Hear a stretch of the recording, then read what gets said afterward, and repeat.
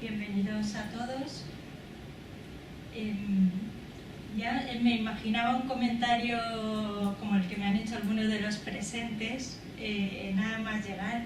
Qué curioso el libro de Job dentro de una sesión de grandes libros. Y es así. La verdad es que cuando me preguntaron ¿qué libro propones para estas sesiones? ¿Cuál te gustaría? Enseguida me vino a la cabeza el libro de Job, porque la verdad es que me gusta mucho. Pero entiendo que tienen ciertas peculiaridades que hay que explicar. San Jerónimo en el siglo IV decía que explicar a Job es como intentar tener en las manos una anguila o una pequeña morena. Cuanto más se la aprieta, más velozmente se escapa de la mano. Ya decía que no era un tema fácil.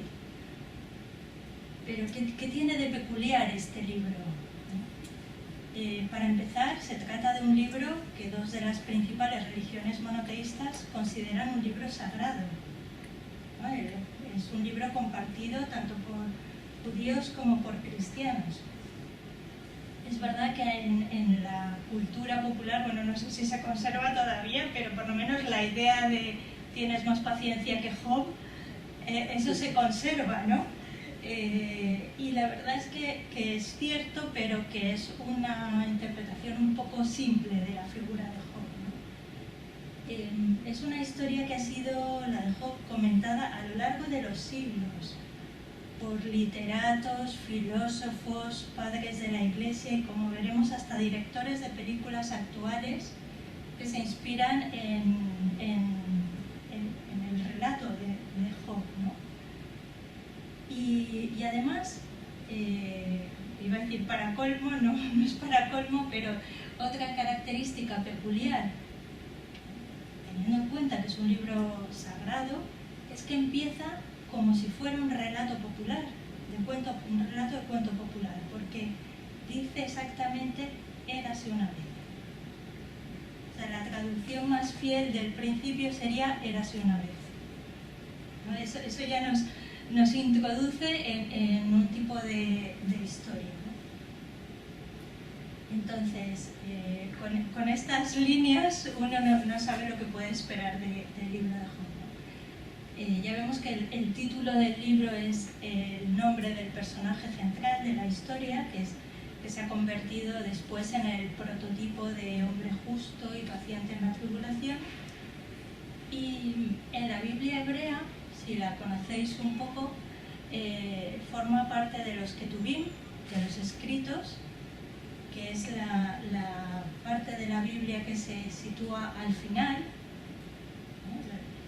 y aparece después de los Salmos, y en la Biblia cristiana, lo que para los cristianos es el Antiguo Testamento, forma parte de lo que se llama o sea, viene a ser la misma parte, pero más bien se les considera como libros poéticos y sapienciales. Y bueno, en el Antiguo Testamento este bloque de libros se colocan entre los libros históricos y los proféticos, o sea, en la parte central. O sea, en el conjunto de la Biblia no ocupan el mismo lugar, pero corresponden a lo mismo. En la Biblia cristiana aparecen después de los Salmos, tal vez porque se considerara que Job fuera de la época de los patriarcas o algo así. Pero bueno, parece opinión común que el libro de Job, del que no sabemos su autor, también es una realidad, pero es que debió escribirse por lo menos parte en el año 400 a.C.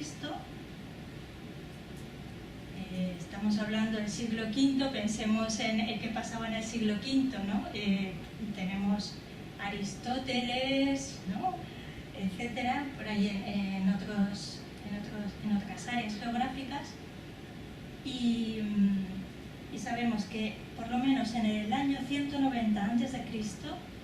ya estaba terminado, porque aparece citado en Siracide, ¿no? Aparecen citas o alusiones a Job en otros libros. O sea, el marco es de 2 siglos, no se puede precisar más. O sea, si efectos redaccionales, que hay aquí públicos a los que les gustan esas cosas a lo mejor. Es verdad que parece que ha tenido varias etapas de redacción el libro. Pero bueno, ya en su formato final, digamos, desde luego en el siglo II ya estaba. El idioma en el que está escrito es el hebreo,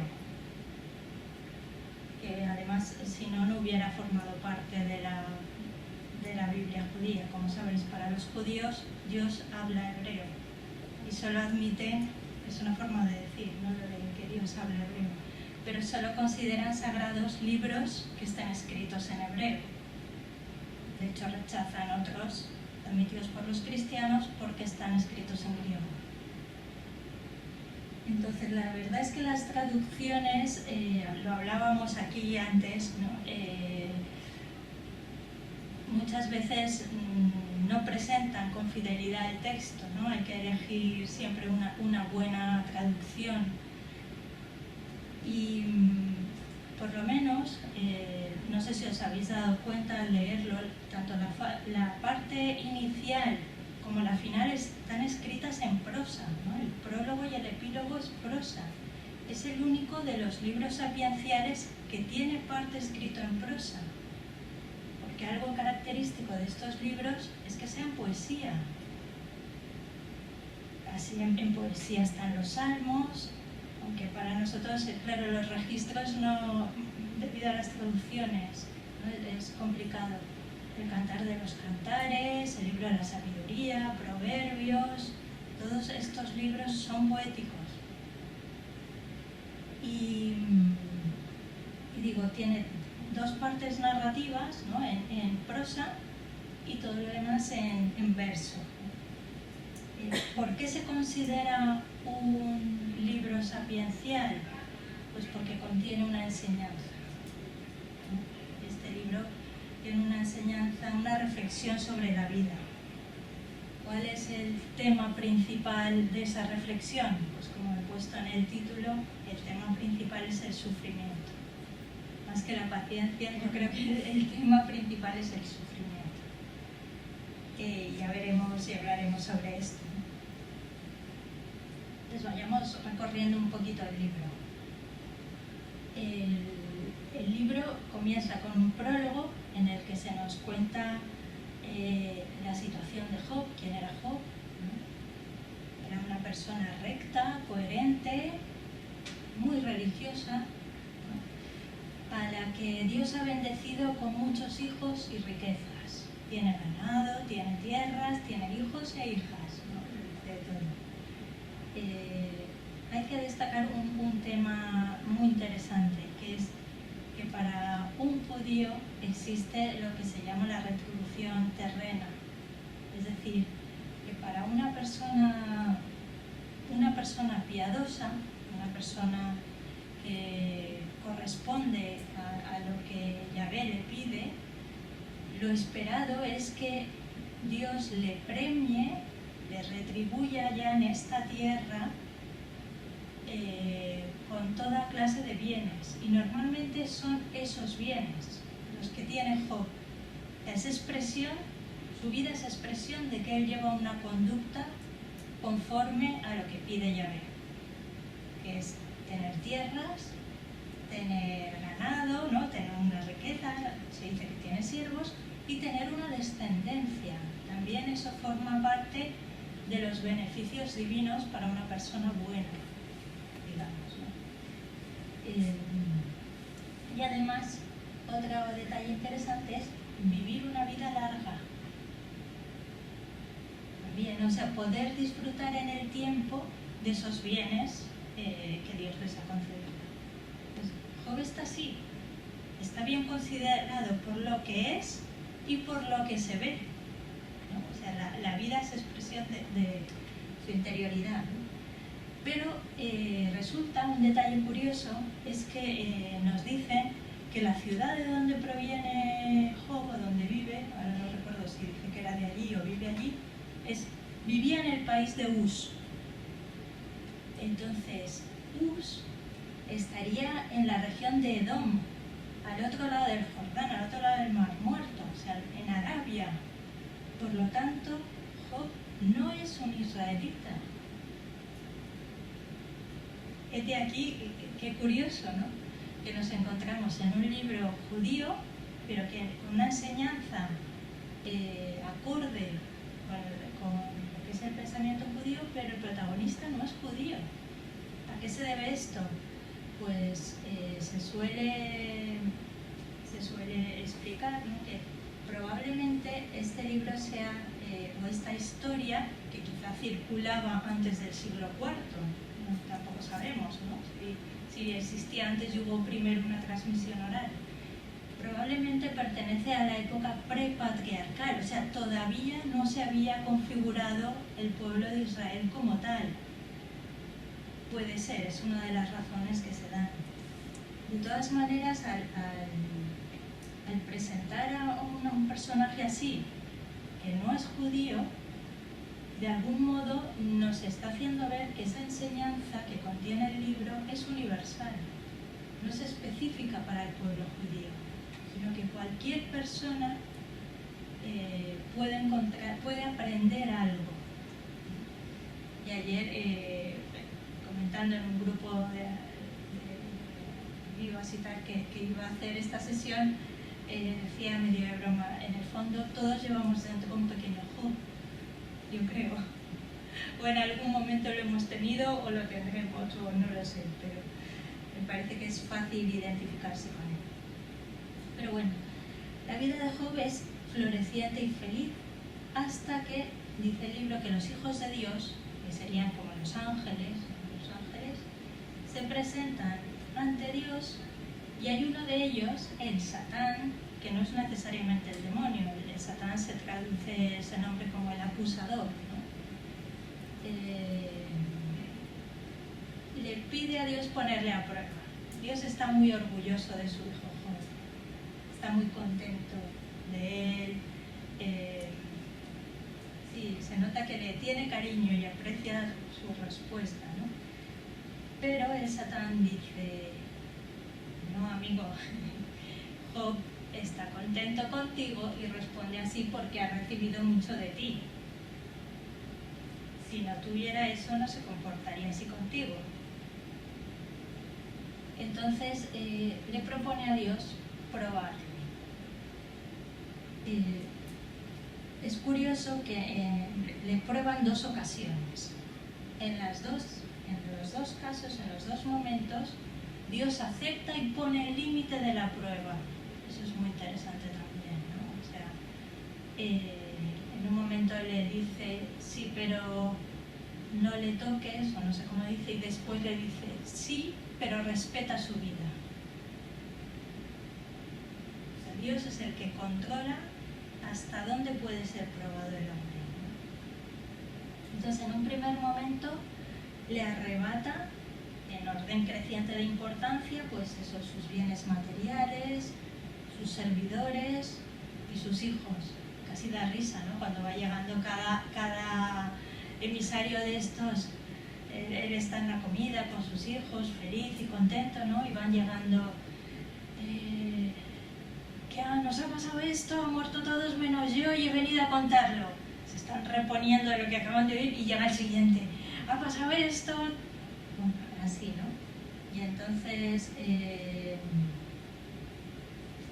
Job al principio responde bien, ¿no? O sea, lo acepta, pero en la segunda ocasión, cuando ya decide Satán como ser un poco más confiante así en la prueba, le llena el cuerpo de úlceras, no sé cómo dice, de úlceras malignas, ¿no? Por todo el cuerpo. Entonces, al verlo así, claro, eso era una desgracia. O sea, era ver, igual que las riquezas eran una señal de una vida coherente, de una vida buena, digamos, ¿no? De un buen comportamiento, una vida recta. Todo lo que le pasa después, ¿no? Con esta prueba, es señal de todo lo contrario.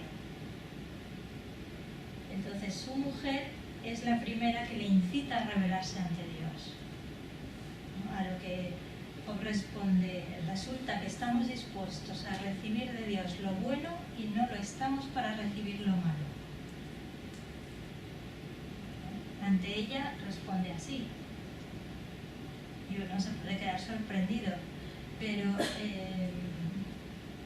aunque Job de algún modo acepta lo que le está pasando, por dentro no contiene su rebelión contra Dios, ¿no? Y se queja. Por eso he puesto ahí en la página, en el texto que vosotros tenéis, he querido como conservar el esquema de lo que sería una tentación, una prueba, ¿no? O sea, ahí he puesto el contexto, ¿no? La prueba, y cómo termina. Dice: se levantó Job, rasgó su manto y se rapó la cabeza. Después cayó en tierra en actitud humillada y dijo: desnudo salí del seno materno y desnudo volveré a él. Yahvé me lo ha dado y Yahvé me lo ha quitado. Bendito sea el nombre de Yahvé. A pesar de todo, Job no pecó ni imputó nada indigno a Dios. Y después aparece el lamento, ¿no? Esa queja que es desgarradora. Si uno lo lee, la verdad es que se conmueve, porque Job llega a desear no haber nacido. ¿Para qué he nacido? ¿Para vivir así? ¿No? Muera el día en que nací. Pero directamente a Dios le dirá una frase que es muy conocida: ¿qué es el hombre para que tanto de él te ocupes? Para que pongas en él tu corazón, para que le escrutes todas las mañanas y a cada instante lo escudriñes. ¿Cuándo retirarás tu mirada de mí? ¿No me dejarás ni el tiempo de tragar saliva?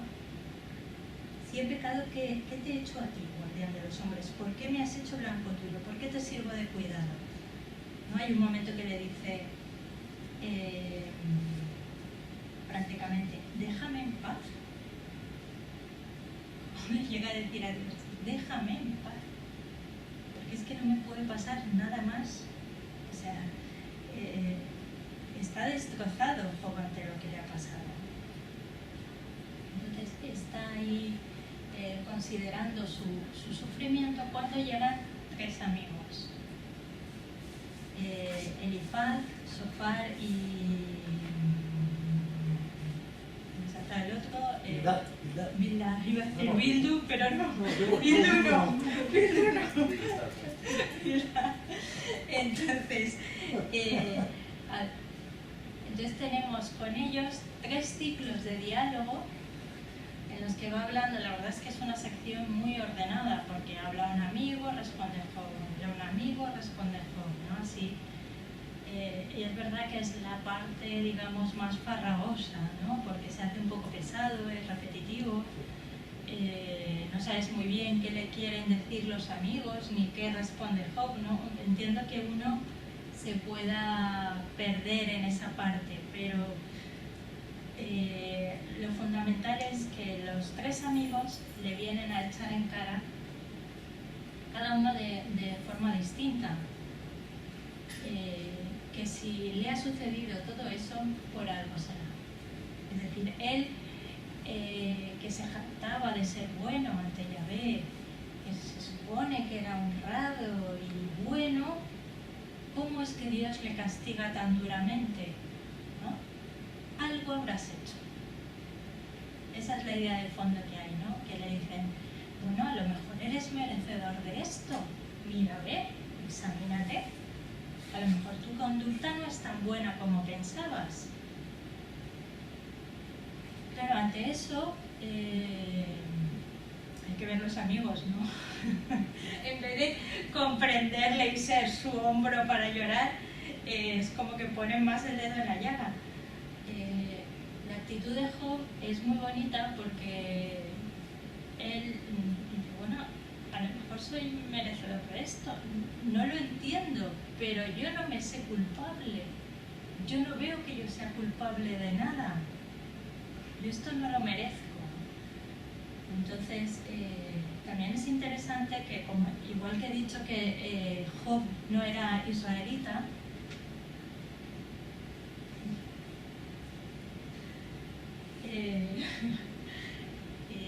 tampoco los amigos hacen referencia a la ley de Yahvé expresamente, o a la alianza, o a elementos propios del judaísmo.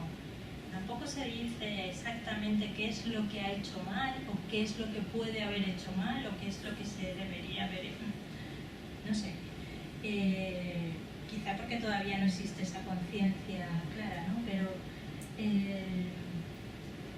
el caso es que estos tres amigos, de algún modo, con matices distintos, pero en el fondo todos vienen a decirle lo mismo, Job debe ser, o sea, por alguna razón que ellos no saben, merece el castigo.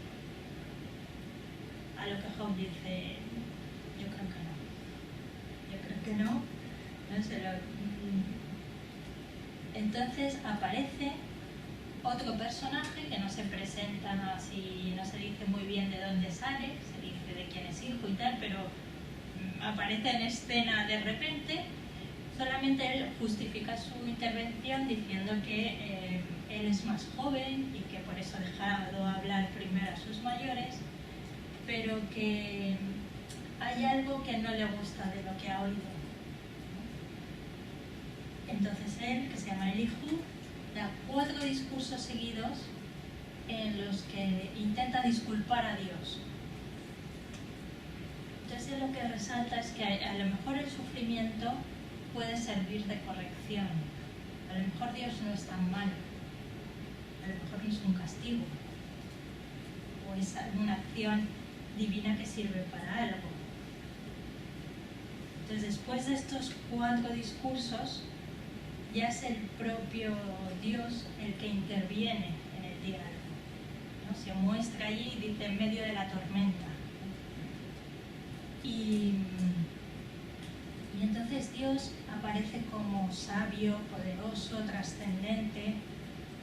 Entonces le dice, también son textos muy conocidos, ¿no? ¿Dónde estabas tú cuando hice el mar? ¿Dónde estabas tú cuando hice toda la creación? ¿Qué me vienes a mí, a qué cuento me vienes a mí a pedir explicación de mis acciones? ¿Quién eres tú? ¿No? Entonces, es verdad, ante eso, Job lo único que hace es callar. Dice, no puedo decir nada, ¿no? Entonces, en el segundo discurso, Dios le concreta ese poder que tiene, esa omnipotencia, diciéndole que es capaz de controlar 2 grandes monstruos. Esto sí que suena al cuento popular, ¿no? Yo puedo contra estos dos. En la Biblia de Jerusalén explica que probablemente es Behemoth y Leviatán se corresponden con el hipopótamo y el cocodrilo, como dos bestias, 2 animales feroces contra los cuales es difícil pelear para el hombre, ¿no? Sale bastante mal parado. Yo no sabía hasta hace poco que el hipopótamo era tan peligroso, pero por lo visto sí. Entonces, aquí lo que vienen estos 2 monstruos vienen a simbolizar pues las fuerzas hostiles, las fuerzas del cosmos, las fuerzas del mal, si queremos. Dios le dice, tú puedes atarle, puedes poner una correa al Leviatán, puedes controlar eso porque yo sí. Yo sí, ¿no? Entonces, Job reconoce que ha sido un insensato. ¿Dónde voy yo exigiéndole a Dios que me dé una explicación? Es verdad, ¿no? Y luego ya la historia termina con el epílogo, volvemos otra vez a la prosa, en la que Dios lo que hace es reprochar las palabras de los amigos. No les dice fatal, lo habéis hecho fatal, sino que en algunos puntos tienen razón, pero les falta, no han llegado a comprender lo que es la sabiduría. Ellos también presumen de sabios, pero no lo son tanto, no han comprendido el caso de Job. Entonces a ellos les pide que hagan un sacrificio y por el cariño que le tiene a Job, si él intercede, los perdonará. En cambio a Job, a él directamente le premia su fidelidad. Entonces recibe el doble de hijos y de hijas, el doble de bienes, riquezas y una larga vida, ¿no? Todos los elementos que decíamos de los que le priva al principio, ¿no? Digamos, final feliz del punto, ¿no? La historia acaba bien. Entonces, ¿qué tiene esta historia para que sea tan atractiva, ¿no? Yo he querido hacer un pequeño recorrido, he intentado buscar rastros de Job a lo largo del tiempo en distintos ámbitos, ¿no? Entonces, por supuesto en el campo religioso, digamos, ¿no? Pues ya Agustín de Hipona tiene un comentario al libro de Job en el siglo IV después de Cristo. Jerónimo también. No es, lo que voy a decir son algunos, para que veamos márgenes en el tiempo, no quiero hacer una lista exhaustiva, no me he puesto a hacer ahí una búsqueda desesperada de todos los personajes de la historia que han nombrado a Job alguna vez, ¿no? O sea, me puedo dejar muchos y perdonar si me dejo alguno importante, pero bueno. Pues saltamos del siglo IV al siglo XVI, Fray Luis de León. Fray Luis de León traduce el libro de Job y hace un comentario. Y con él otros de su tiempo también. Pero, digamos, en cuanto a padres de la Iglesia o autores eclesiásticos o religiosos, por decirlo de algún modo, era esperado. Pero, ¿qué ha pasado en otros contextos? Pues, como comentábamos antes, aquí tenemos un libro que no sé si se verá, de Joseph Roth, que ha aparecido en la editorial Acantilado en el 2021, que se llama Job, historia de un hombre sencillo. Pues en este libro lo que hace el autor es contar una historia que no dice que tiene que ver mucho con la suya, en clave de la historia de Job. O sea, reinterpreta su propia vida a la luz de la historia de Job. Este libro, que es una pena porque no es muy conocido, pero en el mismo mes que lo sacaron ya tiene 5 reimpresiones, ¿no? Y parece que sigue suscitando el interés, y es un libro de 1930. Se ha publicado en español ahora, pero que es un libro del siglo pasado, con lo cual ya indica que sigue siendo un tema interesante. Luego hay otro autor que es filósofo, teólogo, es un gran pensador, que es una síntesis de cultura en sí mismo. Se llama Fabrice Hall. No sé si lo digo bien. Él es de origen árabe, de familia judía, si no me equivoco, y converso al cristianismo. Entonces, él en el 2015 escribió una obra de teatro que se llama Job o la tortura de los amigos. También un tema muy interesante. Y utiliza otro género literario, que es el teatro, lo versiona, ¿no? Estos no son... son otro tipo de relatos muy diferentes, digo, al libro de Job, pero muy cercanos pero incluso en el cine a partir del 2000 nos encontramos con 3 películas que tienen que ver mucho con el libro de Job.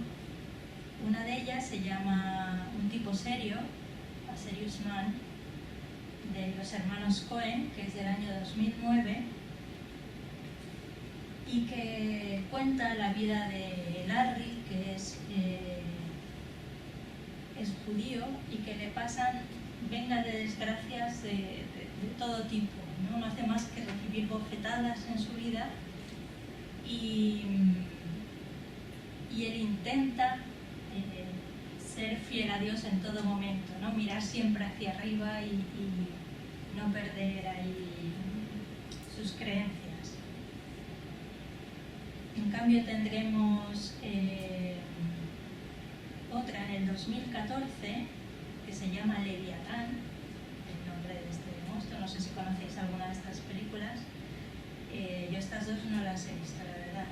Esta es de Andrei, no sé pronunciarlo bien, Yaristev o algo así, ¿no? Entonces también es la historia de una familia normal y viven con su señor Colia, que vive con su esposa y con su hijo adolescente, pero el alcalde de la ciudad donde viven es un alcalde corrupto que les hace la vida imposible hasta que consigue quitarles la tierra, la casa, todo, ¿no? Que es su medio de, no solo su vivienda, sino su medio de trabajo.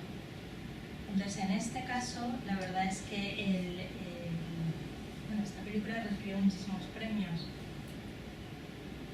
pero se ve un paralelismo claro con la vida de Job, con la única diferencia de que a medida que le van sucediendo tragedias a este Colia, ¿no? Él va perdiendo su fe en Dios. Y luego está otra tercera película del 2011, que es El árbol de la vida, de Terrence Malick. Quizá esta es más conocida, por lo menos para mí. Entonces, no sé si recordáis que la película inicia con una pantalla en negro, con una cita de Job. ¿Dónde estabas tú cuando yo fundaba la tierra? Cuando las estrellas del alba alababan y todos los hijos gritaban de alegría, ¿no? Empieza así, con la cita de Job. Y también la mujer, ¿no? la esposa de Matt Damon, cuenta que ella le habían enseñado las monjas, es decir, hace tiempo que la vi, o sea que si me equivoco en algo me lo decís, pero ella cuenta que las monjas le enseñaron que había dos caminos en la vida, el camino de la tierra y el camino de lo divino. El camino de la tierra era un camino agradable, uno, se dejaba llevar, prácticamente no gozaba, y el camino de lo divino era, no lo presenta así como áspero, pero sí que dice, ellas me enseñaron que quien seguía este camino le iba bien. Yo elegí este camino, más o menos, no son las palabras literales, ¿no? Pero me pareció muy interesante, ¿no? A quien elegía este camino le iba bien. Que es la concepción que podemos tener, sea desde un punto de vista religioso o no. A una persona buena, en principio, le tendría que ir bien, supuestamente. Y además de estas películas, por seguir el rastro así, también hay filósofos que se han inspirado en el libro de Job. María Zambrano, una filósofa española del siglo XX, tiene un libro que se llama La historia de Dios y los pájaros, me parece que es algo así. El libro de Dios y los pájaros. Pero hay otro autor del siglo XIX, danés, que se llama Søren Kierkegaard, que tiene un libro que se llama La repetición, la ripresa en italiano, puede tener a lo mejor otra traducción, pero que es muy interesante porque en este libro, aunque no es lo principal, él explica qué papel tiene el libro de Job en su vida. Entonces no me resisto a leer algo de lo que dice Kierkegaard. ¿Qué sería de mí si no tuviera a Job? Me es imposible describir con detalle el enorme y vario significado que su figura encierra para mí. No leo su libro con los ojos, como se hace con los demás libros, sino que lo coloco sobre mi pecho bien apretado y lo voy leyendo con los ojos del corazón, por así decirlo. Y en un estado de clarividencia total, comprendo e interpreto cada pasaje de las maneras más diversas. Y por las noches, cuando me acuesto, tomo su libro conmigo y lo pongo bajo mi cabeza, del mismo modo que el niño coloca el libro de sus lecciones bajo la almohada y se duerme sobre él para estar seguro de que no ha olvidado ninguna al despertarse por la mañana. Cada palabra suya es alimento, vestido y medicina para mi pobre alma enferma. Tan pronto me sacuden del letargo en que yazgo y despiertan en mí una nueva inquietud, como me aplacan la furia estéril que me domina y ponen fin a la crueldad atroz de los mudos espasmos de la pasión. Y dice cosas como, aunque Job sea una figura mítica, que tampoco sabemos si existió o no existió, existió, no es un libro histórico, o sea, no pretende hacer historia, pero tampoco sabemos que no existiera. Dice, aunque Job sea una figura mítica, no ha existido jamás en el mundo un solo hombre que haya hablado con tanta fuerza. Dice, por eso me apropio yo de todas sus palabras y me responsabilizo con ellas. Entonces cuenta en distintas cartas que va escribiendo en ese libro cómo acude constantemente al libro de Job y se siente identificado con ese quejido que es casi flamenco, ¿no? O sea, en el sentido de hondo de la palabra, no en el sentido de folclórico, sino de un dolor profundo, ¿no? Entonces, cómo acude, ¿no? Bueno,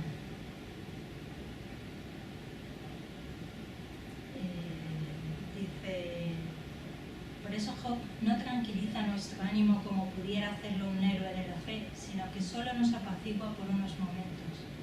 No representa en este sentido la paz alcanzada, sino una tregua en medio de la lucha más seria de la vida. De esta manera Job viene a ser como la defensa más perfecta que se haya hecho nunca de los derechos humanos en ese gran litigio entre Dios y el hombre, en ese vasto y terrible proceso que surgió cuando Satanás sembró la discordia entre Dios y Job, proceso que concluye con el reconocimiento de que todo ello no fue más que una prueba. Es muy interesante, ¿no? Solo he leído frases, pero porque no quiero tampoco cansaros. Entonces, ¿qué nos enseña el libro de Job? ¿Cuál es esa enseñanza sobre el sufrimiento de la que hablaba al principio? Pues una de las cosas que parece, y que son parte de, quizás si nos parece luego del debate que podamos hacer, ¿no? Pero una de ellas es que el sufrimiento no siempre es consecuencia del pecado. O sea que es verdad que los judíos en esta época tenían esa concepción, y a lo mejor en algún momento parece que ocurre alguna desgracia como castigo, ¿no? Si pensamos en el conjunto de la Biblia, pues tenemos desde el diluvio, que es el caso más clamoroso, ¿no? Que Dios ve todas las aberraciones que están haciendo los hombres y dice, los borro a todos de la faz de la tierra, menos a Noé, que es el único que se porta bien. Pero aquí ya se ve otra, que no siempre es un castigo, ¿no? Y que más bien, como reconoce Kierkegaard, pueden tener ese carácter de prueba, que también refleja el libro de Job, ¿no? Incluso el esquema. Llamémoslo prueba o llamémoslo, si no se lee en un contexto religioso, al menos como una oportunidad para algo, ¿no? Una oportunidad oportunidad de crecimiento, de mejora, no sé. También en este libro se ve con claridad cómo Dios pues, cuida con esmero a sus fieles, ¿no? Y está pendiente de ellos. Aunque pareciera un Dios castigador y duro y severo, es todo lo contrario, ¿no? Está poniendo límites, está atento a ver, ¿no? Y es Él quien controla la prueba y pone los límites. Sabe hasta dónde puede llegar. Es más, premia al que se mantiene fiel a la prueba. Y algo en lo que se detiene, que no he comentado hasta ahora, en lo que se detiene bastante el libro de Job, es en explicar, o hacer ver que uno nunca puede llegar a comprender totalmente las razones de Dios, ¿no? O sea que hay un teólogo protestante que se llama Alvin Plantinga, comenta siempre esto, ¿no? Dice, es que tendemos a pensar en Dios según los patrones humanos, ¿no? Entonces los razonamientos divinos tienen que adecuarse a los nuestros y tendemos a pensar, pero es que no sabemos cómo somos los razonamientos divinos, no sabemos los motivos que tiene Dios, no sabemos qué tiene en la cabeza, ¿no? Por decirlo al modo humano, ¿no? O como ha dicho algún santo, qué pequeño sería Dios si cupiera mi cabeza. O sea, nos excede, ¿no? Que es lo que llega a aceptar Job, ¿no? O sea, no comprendo la sabiduría divina, no lo comprendo, ¿no? Y hay otro elemento que queda un poco más sutil a lo mejor y que me ha llamado la atención, que también Benedicto XVI, creo que era en el 2012, comentando un pasaje de estos, habla de ese silencio de Dios en medio de la prueba, ¿no? Como cuando se supone que el hombre está sufriendo y clama, no encuentra una respuesta, no encuentra un consuelo, como si eso formara parte de la prueba también, ¿no? Pero es precisamente ese sufrimiento el que le lleva a conocer a Dios mejor, ¿no? Job acaba diciendo, no te conocía, creía que te conocía pero no te conozco, ahora te conozco mejor, ¿no? O sea que ese silencio de Dios lleva a buscarle de otra forma, sin esperar esa recompensa. O sea, ahora sé lo grande que eres. Aunque no me dieras todo lo que tenía, seguiría creyendo en ti, porque eres mucho más de lo que yo pensaba. Bueno, como digo, estos son algunas ideas. Me parece que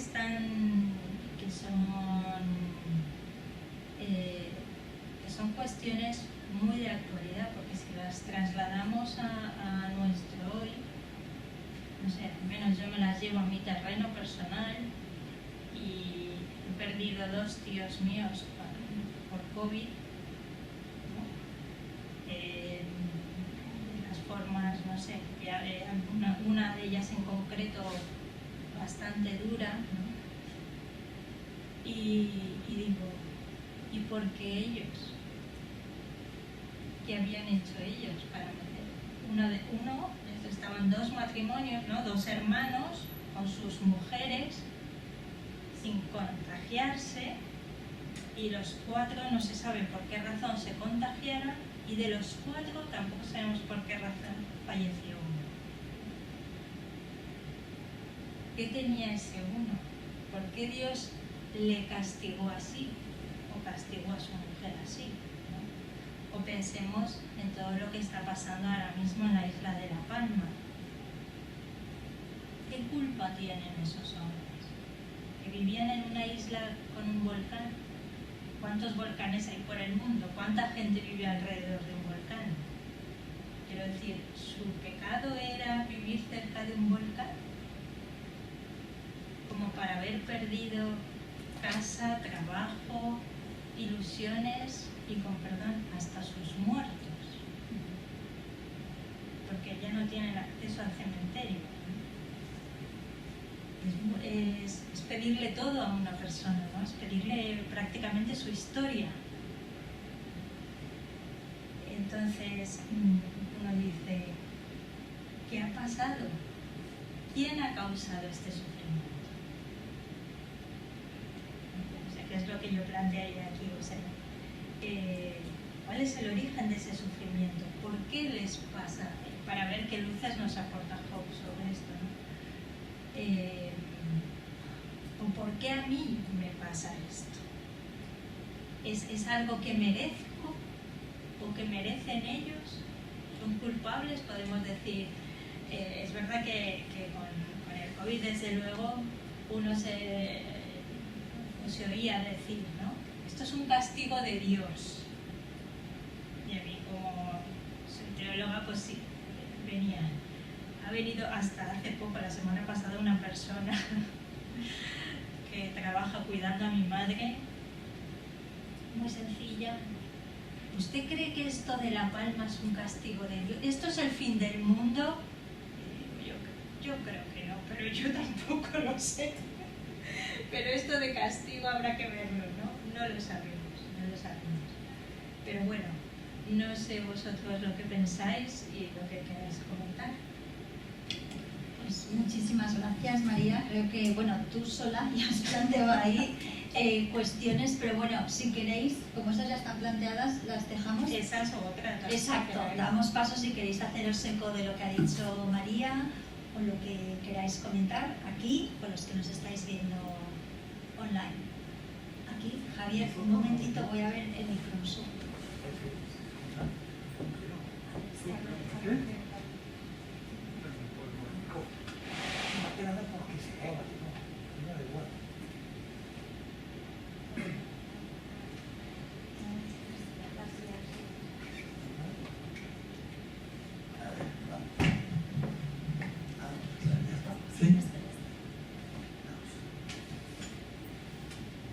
Bueno, muchísimas gracias de verdad por la intervención.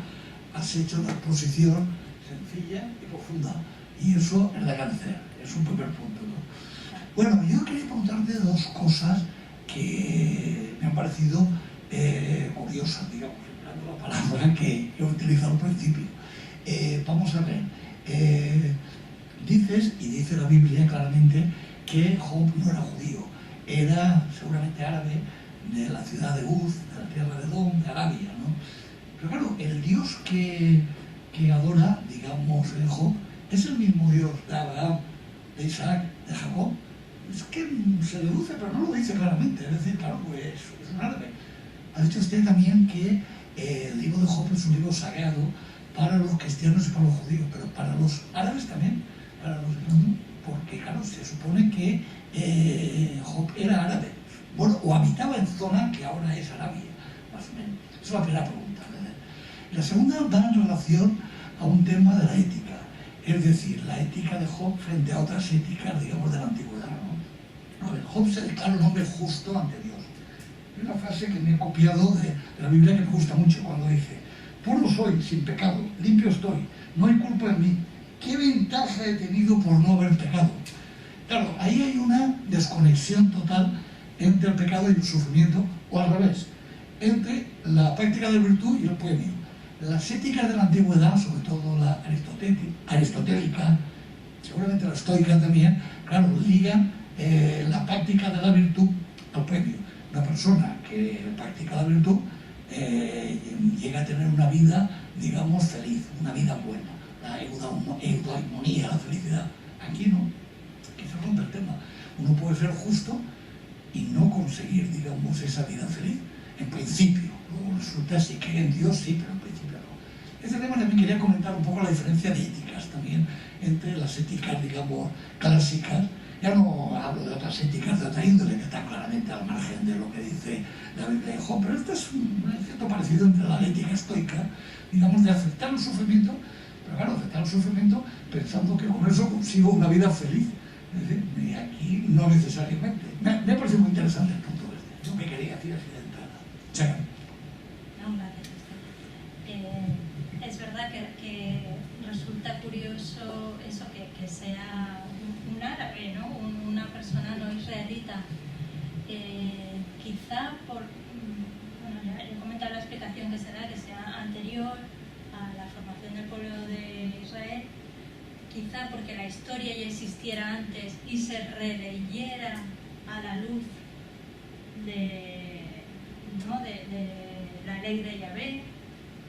Es muy difícil precisar exactamente, pero porque tampoco tenemos datos se ve que hay como distintas manos por los estilos y distintas épocas, ¿no? en la historia, pero el resultado final es claramente judío, o sea, o sea, hace alusiones a una concepción de Dios más bien judía.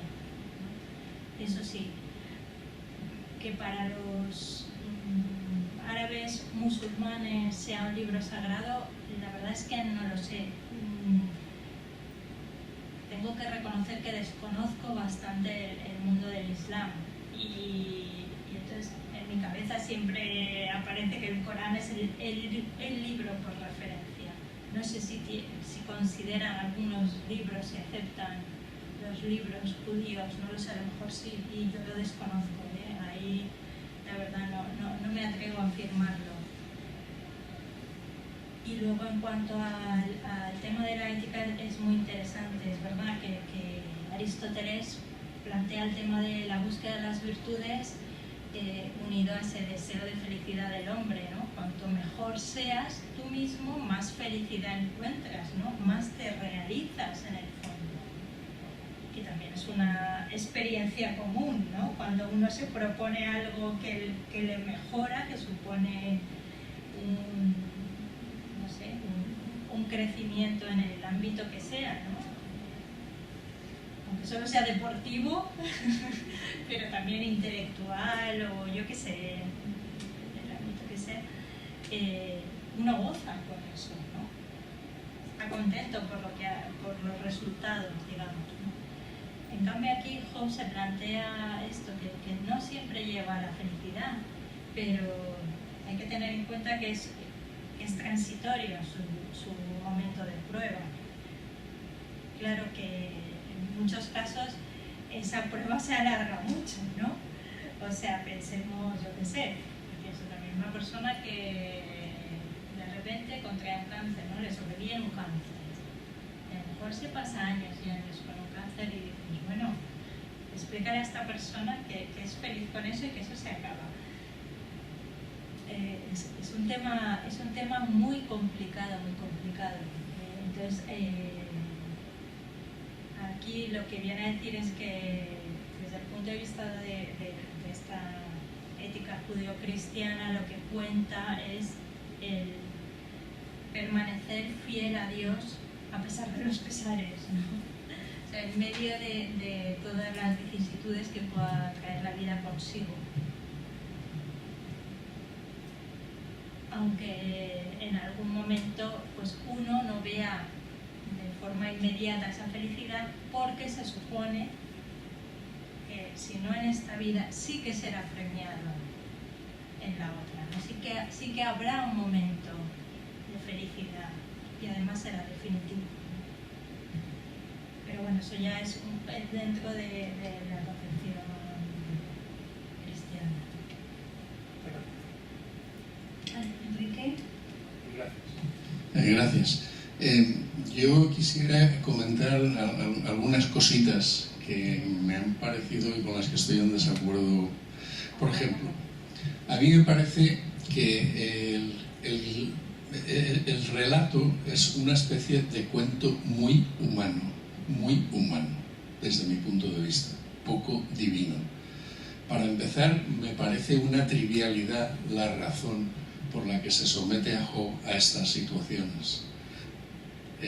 La razón es que Satán, junto con los demás ángeles, yo no sé si será el demonio o no Satán, pero lo que está claro es que es uno de la banda de los ángeles y con ese nombre pues parece que todos podemos entender sin mucho temor a equivocarnos que no debe de ser de los más buenos, sino de los más puñeteros. Y lo que hace es retar a Dios a una apuesta, pero que la empieza Yahvé. Porque es el que le dice, ¿has visto a mi siervo Job lo bien que me sirve y tal, y lo justo que es, y lo bueno que es? Y entonces le dice, hombre, claro, porque le has dado todos beneficios, ponlo en cuestión el asunto, y entonces se lo deja. Y además 2 veces. En la primera no le permite que lo toque a él, pero sí que destruya a sus camellos, sus ovejas, sus bueyes y hasta sus burras, incluidos los hijos y las hijas, todos muertos. Y hasta ahí, muy bien, Job sigue comportándose como se espera, como un hombre justo y paciente. Pero hay una segunda vuelta con la que yo creo que no se ha contado bastante, y es que el comportamiento que tiene después de que permita a Satán que lo toque a él, aunque no que lo mate, el comportamiento ya cambia. No es el Job pacienzudo que nos han estado contando, ni muchísimo menos, pero es que esa parte no la hemos oído. Esa parte no funciona. Y ahí, no sé, eso parece que sea casi como un ocultamiento por parte de alguien. No se entiende por qué siempre se pone a Job como modelo, pero hurtando esta segunda parte, que quizás es más importante, porque es cuando aparecerán después los amigos, entre comillas, que no saben nada, no saben cómo ni por qué, pero empiezan a acusarlo, uno después del otro, y él defendiendo su honestidad, su justicia, su sentido de lo justo y tal, y su buen comportamiento. Pero ellos, un par de veces al menos, vuelven a replicarle y dan por supuesto que es por culpa de su comportamiento, que no es el adecuado, sin saber nada, porque no saben cuáles son las razones. De hecho, no las dicen. Lo que hacen es decir: qué malvado eres, qué tal, qué mal comportamiento has tenido, esto te pasa porque Dios te ha castigado por algo que tú has hecho. Esto no está muy bien explicado así. Incluso llega a soliviantarse y a enfrentarse a Dios después en alguna de sus respuestas. Es decir, se pone soberbio. Esta parte también se ha callado bastante. Hasta que al final interviene Yahvé y lo que le dice es eso: tú lo que eres es un soberbio, ¿tú quién te has creído que eres? Pero tú estabas cuando se creó esto, cuando se crearon los mares, ¿o eres tú capaz de decirle a los mares y al viento cuándo ha de soplar? ¿Eres capaz de dominar esto, de encender las luminarias celestes y todo eso? Y ahí es cuando Job dobla la cabeza, es decir, se dobla ante el poder y la autoridad de Dios. Esto puede tener también una lectura siguiente, y es que tenemos que aceptar la arbitrariedad divina. Desde el punto de vista de los judíos, naturalmente no cuadra en absoluto que un hombre que él sabe que es justo, aunque en algún momento lo defiende con algo de soberbia, esto también hay que reconocerlo, pero él no le cuadra. Y a los amigos tampoco le cuadran, por eso dan por supuesto que si le pasa eso es por algo que él ha hecho. Entonces, claro, al final parece que el final del cuento, la moraleja que tiene es que hay que aceptar la arbitrariedad de Dios. Esto es otra consecuencia que se puede plantear, porque ahí sí, ahí Job dobla la cabeza, dice que es verdad, yo tal, he sido soberbio, más o menos lo dice así, y entonces yo a partir de ahora te preguntaré, tú me escucharás y yo haré lo que tú me digas. Es decir, me someteré a ti en cualquier caso. Claro, no hay otra oportunidad con Dios, pero el asunto clave es que Dios, él se reconoce a sí mismo el derecho de ser arbitrario, de jugar a las apuestas y a ver lo que pasa. Todo esto suena un poquito raro, suena a muy humano, suena a un cuento inventado para enseñar determinadas cosas, pero yo no sé si ese planteamiento dentro de un libro considerado tan sagrado es tan sagrado. Te agradezco mucho la pregunta, la verdad muy interesante. Bueno, yo aquí no sé si he resaltado suficiente esa rebeldía de Job, me parece lo más bonito del libro. A mí creo que es con lo que se identifica aquí Kierkegaard y muchos otros, y donde el ser humano de todos los tiempos se ve reflejado en algo que le pasa y no lo entiende y se queja. Me parece que eso es muy humano y muy, no sé cómo decirlo, y muy válido. O sea, también Job, ¿por qué Dios no le castiga por esa insolencia? Podríamos preguntarnos, ¿no? O sea, porque hemos dicho que él responde con soberbia, incluso, que estoy de acuerdo. Y podría haberle dicho que sí que le dice algo, pero luego no le castiga por eso, ¿no? Yo pienso que lo hace porque se queja a la persona adecuada. O sea, si él piensa que el culpable de su castigo o de lo que está viviendo es Dios, a quien acude es a Dios. No deja de lanzar sus dardos contra él, esa ira que tiene en ese momento, pero creo que la actitud de Job no se entiende sin ese momento que es clave. Es de crisis, de lucha interna, de no aceptar, de queja, de dolor, ¿no? O sea que por eso decía en principio que el considerar a Job solo por su paciencia, por su aguante, como si fuera simplemente un hombre estoico, me parece que es poco, ¿no? Me parece que verle este perfil, no cambiante, pero sí mucho más humano, con estos movimientos del corazón y de la cabeza que no le cuadran, es mucho más bonito y más real. Claro, para un judío no sé cómo entendería él la arbitrariedad divina. Para un cristiano, Job de algún modo es figura de Jesucristo. O sea, Job es un hombre que sin merecerlo sufre una culpa y aunque no quiere, acaba aceptándola. De alguna manera, eso será lo que hará Jesucristo en el Nuevo Testamento. Jesucristo hombre, Jesús, el hombre, ¿no? Él se ve destinado a aceptar un sufrimiento que humanamente no quiere, como se ve en el Huerto de los Olivos, ¿no? Padre, si puedes, quítame este cáliz de encima porque no lo quiero, pero no sea mi voluntad sino la tuya. O sea, entonces, claramente, para un cristiano, todo el Antiguo Testamento podría ser considerado un cuento. O sea, es todo, entendedme, yo digo que es una catequesis inicial, ¿no? Que va en proceso gradual, ¿no? Desde el Génesis, poco a poco, tanto en lo que está escrito como el conocimiento que va transmitiendo cada vez más profundo hasta llegar a lo que se considera la plenitud de la revelación desde un punto de vista cristiano, ¿no? Entonces, el libro de Job en ese sentido puede saber a poco, a la luz de una visión más completa, que sería la Biblia entera. Entonces, un cristiano siempre tiene que leer el Antiguo en el Nuevo, ¿no? O sea, en conjunto. No tomar igual que no puedo tomar el tomo 6 de un autor, el que quiera, sin saber el resto de su obra, de ese autor, ¿no? No sé si me explico.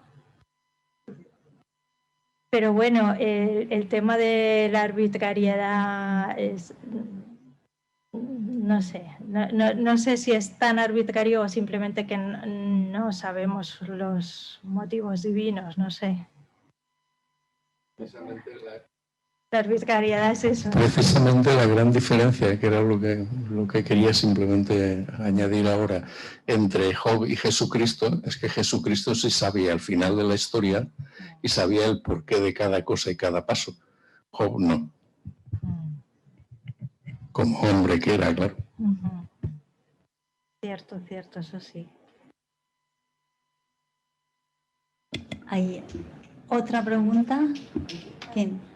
Carlos, adelante. Bueno, no es tanto una pregunta, sino una reflexión sobre lo que se ha dicho. Claro. Que, bueno, lo primero, que con respecto a las causas del dolor, yo creo que, bueno, leyendo el libro de Job, a uno le surgen más dudas que respuestas. Y esas respuestas, en efecto, se ven en el Nuevo Testamento, y sobre todo en la figura de Jesucristo. Pero creo que lo que le falta a la ética judía para responder al problema del dolor lo da el cristianismo con el pecado original, que explica que debido a esa primera caída del hombre, el sufrimiento es inevitable en la tierra. Por eso la redención llega a través de ese dolor. Y también con respecto a esa arbitrariedad, que bueno, es la sensación que me ha dado, que aunque al hombre le parezca tal como arbitrariedad, puede parecerlo, tiene un límite y es lo que pone dos veces. Primero el Job mismo y luego el otro límite era su vida. Y esos límites, yo los traduzco, bueno, los interpreto como la libertad del hombre. Ese es el fin de esa arbitrariedad divina, tal y como lo he visto yo. Muchas gracias, la verdad muy, muy interesante. Es verdad que el libro de Job no da respuestas a todo, o sea, no es un tratado sobre el sufrimiento, es una reflexión, pero no pretende tampoco dar respuesta al origen del sufrimiento ni a la causa, porque sabemos que en ese caso ha sido así, pero no dice si siempre es merecido o no. O no dice, o podría ser a veces más que un castigo, una advertencia también, ¿no? En otros casos, pero no... es decir, que nos hace pensar, nos hace entender después el Nuevo Testamento, pero sí que yo creo que tanto teniendo en cuenta el Nuevo Testamento como teniendo en cuenta a otros personajes, si por lo que me decíais, uno de los libros que habéis leído es El hombre en busca de sentido, ¿no? O sea, cómo en realidad en medio del sufrimiento, lo que decía Viktor Frankl, si no recuerdo mal, es que más que un por qué hay que pensar en un para qué, ¿no? Entonces lo que le ayuda al hombre no es tanto saber el porqué de su mal, de lo que está pasando, sino para qué, qué puede conseguir con eso. O sea que es lo que quería decir al sustituir la palabra prueba por oportunidad, ¿no? O sea que en medio de ese dolor o en medio de esa situación tan dura, ¿qué beneficio? Es una palabra muy dura, muy dura cuando el sufrimiento es propio o es cercano. Pero entendedme, ¿qué puede sacar de bueno una persona? ¿No? Entonces, por ejemplo, yo tengo familia en Canarias, no en La Palma, pero en otras islas, y hablando con ellos este fin de semana, me decían lo impresionadísimos que están con la respuesta tan solidaria que han tenido los propios canarios y los peninsulares, como dicen ellos, ¿no? Ellos están muy impresionados, y gente de otros países. O sea, el movimiento de solidaridad que se ha generado espontáneamente quizá sea de momento un bien mayor que la pérdida que pueden estar sufriendo algunos, que a lo mejor se soluciona con el tiempo. No lo sé, es por intentar hacer una lectura positiva de la historia, ¿no? O sea que que es verdad, o sea, que comparto contigo en lo que decías de que me faltan razones, ¿no? O es un libro muy humano porque no está todo dicho, o me hubiera gustado encontrar más. Pero por lo menos pone el dedo en la llaga, ¿no? Y nos hace pensar, y yo creo que da luz, da un poco de luz. No sé. ¿Hay alguna pregunta, reflexión más? Manuel, adelante. Buenas tardes. Por lo primero, agradecerte, María, me ha encantado. He leído el libro de Job, no sé si 8 o 10 veces en mi vida, lo he leído muchas veces. Y quería, por entrar al debate de Enrique, yo no he encontrado la arbitrariedad de Dios en ningún momento, porque la arbitrariedad es la falta de criterio o la falta de una regla en el proceso de decisiones. Yo creo que todo el momento en que interviene Dios lo que viene a decir es no os pongas en entredicho mis razones, pero no que sean arbitrarias. Entonces, me parece que el libro es muy humano y en eso sí coincido con él, plenamente. Y creo que por eso creo que ha estado muy bien elegido como un libro para el programa de los grandes libros, porque la sabiduría que transmite es, al final, la libertad humana, como se manifiesta en Job, es la capacidad de dar sentido a lo que no se ve con sentido, que es precisamente el dolor, el sufrimiento.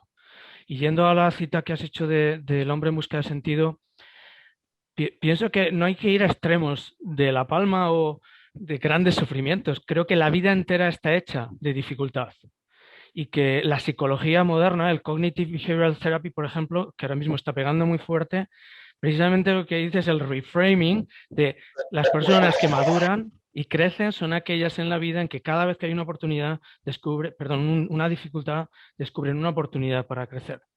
Pienso que esto en una universidad donde estamos educando a gente joven hacia una visión de servicio, de contribuir a la sociedad, no es un planteamiento estoico, un planteamiento de todo vale o aguántese todo, no hay nada en la vida que valga la pena que no suponga dificultad. Es más, aprovecha para ver en cada dificultad una oportunidad para hacer algo bueno y crecer. Yo creo que esto está de fondo de todo el libro de Job y por eso me parece tan atractivo a la vez que es duro, es agridulce, porque es... Entonces, me parece que lo has dicho en tu exposición, pero quería volver a subrayarlo para quien no lo vea como un libro religioso, sagrado o en el planteamiento. En los grandes libros creo que la gran sabiduría de este libro es la libertad humana, está en la capacidad de dar sentido al dolor y sacarle el sentido más profundo, que es crecer humanamente, ¿no? Y creo que lo has dicho, pero en el proyecto de los grandes libros creo que esto aporta mucho para formar gente, ayudar a la gente joven a entender las dificultades en la vida, ¿no? No sé si estás de acuerdo, pero quería lanzar la idea. Muchísimas gracias. Gracias a ti, Manuel. Estoy totalmente de acuerdo y te agradezco mucho que la hayas sintetizado de una forma tan bonita, ¿no? Creo que sí. Y es verdad que a lo mejor no me tenía que haber ido a extremos y es verdad. El otro día, con una cosa mucho más trivial, viendo el programa de La Voz, que a mí me gusta, ¿no? Me gusta verlo, me distrae y disfruto. Casi me molesta ese ideal que les proponen de tienes que perseguir tus sueños, ¿no? Como a toda costa, es verdad que les dicen no será fácil, tal, pero como que eso es lo único y claro, presentar eso como eslogan para los jóvenes de hoy a mí me lleva a otra película. Mi padre ya falleció, pero era un gran amante del cine y entonces me acuerdo cuando salió la película del Club de los Poetas Muertos, ¿no? Entonces mi padre era profesor y entonces decía, esa película, claro, cuando salió era un boom, todo el mundo quería tener ese profesor, ¿no? Quería que Robin Williams fuera su maestro. Y mi padre más de una vez me explicó, un maestro que enseña a sus alumnos a perseguir sus sueños y uno de ellos se suicida, no es un buen maestro, porque no ha sabido enseñar a sus alumnos a aguantar los golpes del camino, ¿no? A enfrentarse con la dificultad.